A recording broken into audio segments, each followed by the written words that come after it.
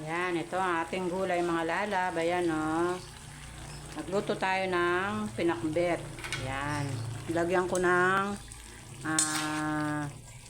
ano mga lalab, yung bagoong na isda. Yung galing ng na Pangasinan. Ayan. Siyempre hindi mawawala ng gulay. Kailangan natin ng gulay. Ayan.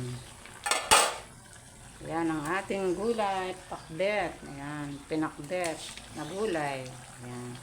At ito naman ang sa mga estudyante ko mga lalab. Ito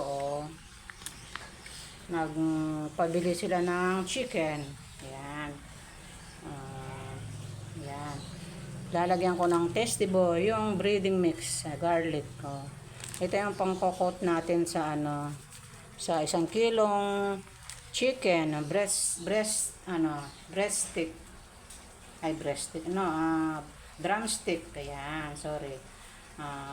Pabili sila ng drumstick. Ayan, ipa-fried ko daw sila ng chicken. Ayan.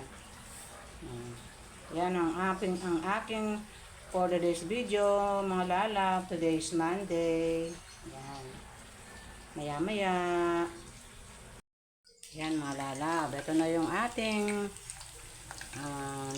nilulutong drumstick. Ayan, ang ating fried chicken. Ayan. Ito ang tanghalian ng aking mga alaga, mga estudyante ko. Ayan. Andito sila sa bahay, ilang araw na ang kanilang bakasyon.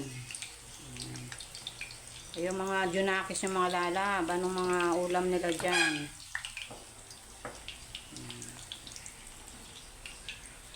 At marami kaming tirang sinaing mga lalab. Ayan fried na lang ako, fried rice. Ayan. Gusto naman nila yung fried rice. Mag fried rice na lang tayo mga lalab. Ayun, dami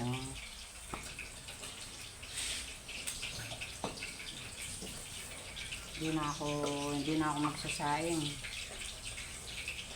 Kasi kagabi ang dami kong nilutong kanin. Nandito kasi yung mga anak ko na baka day off nila. Ayan. Magpa-fried rice na lang tayo. Ayan.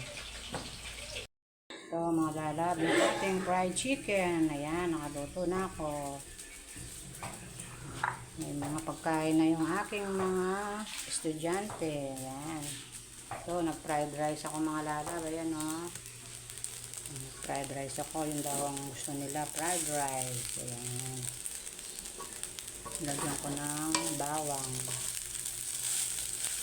Ayan.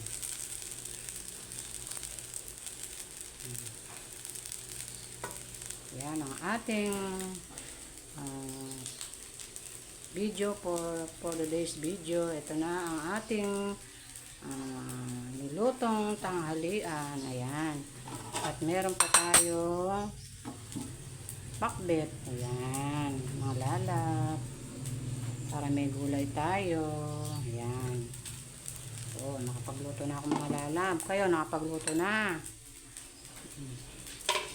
Busy ako ng mga lalab, naglalaba ako para bukas may pasok ng mga estudyante. Aariba na naman si Aling Vicky. Yan.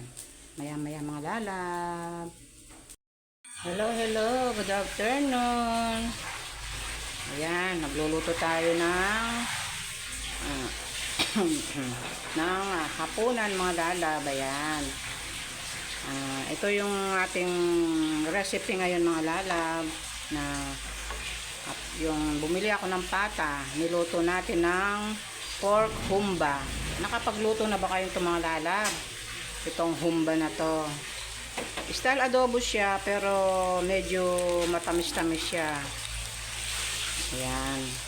Tapos maglalagay tayo ng flour, banana flour. Alam niyo ba itong mga banana flour mga lab? Ito, mga banana flour. Ayan. Gustong gusto ng anak ko yung pang ano, pang style adobo lang to mga lalab, kaya lang may pangalan siya na pork humba. Ayan. Ito ang ating hapunan today. Ayan. Later mga lalab.